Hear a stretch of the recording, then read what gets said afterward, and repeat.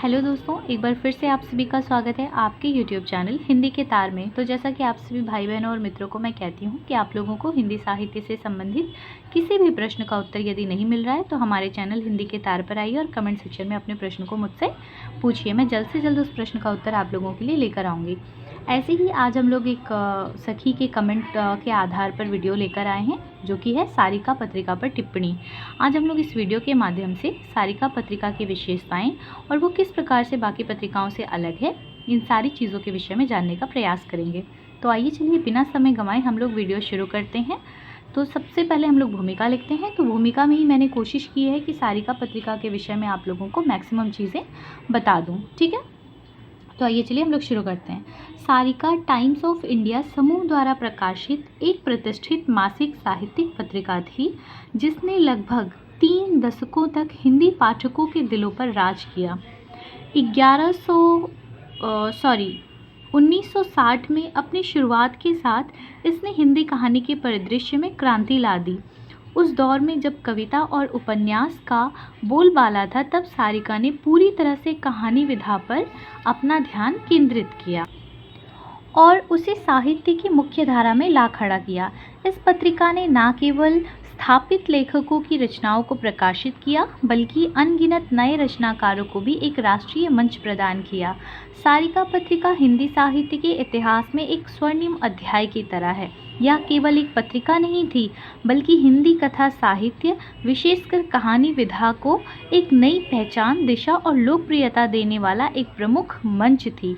अपने प्रकाशन काल में इसने पाठकों और लेखकों के बीच एक मजबूत सेतु का काम किया और समकालीन हिंदी साहित्य पर अपनी अमूल्य छाप छोड़ा। तो ये जो भूमिका है बहुत ही सहज और सरल तरीके से मैंने आप लोगों के सामने रखा है। ये वीडियो बहुत बड़ी नहीं होगी, बहुत छोटी सी होगी, क्योंकि टिप्पणी ज़्यादातर 5 नंबर के लिए परीक्षाओं में पूछी जाती है। तो उसी के अकॉर्डिंग मैं आप लोगों के लिए बहुत ही आसान शब्दों में उत्तर तैयार करती हूँ, जिससे आप लोगों 1 से 2 बार वीडियो को सुने और सुनने के बाद आपको कहीं लिखने की या याद करने की आवश्यकता ना पड़े।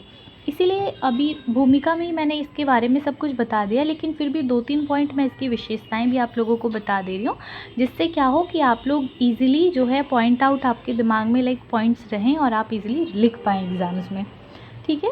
तो इसकी पहली विशेषता क्या है? कथा साहित्य का केंद्र।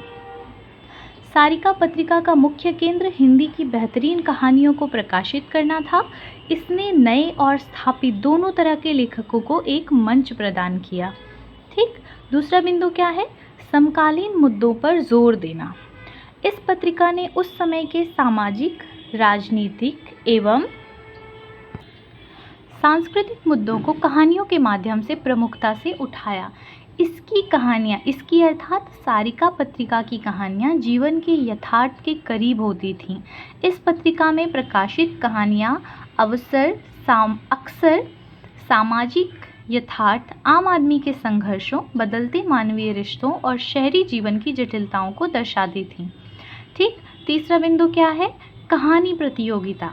यह पत्रिका नियमित रूप से कहानी प्रतियोगिताओं का आयोजन करती थी, जिससे कई नए लेखक सामने आए।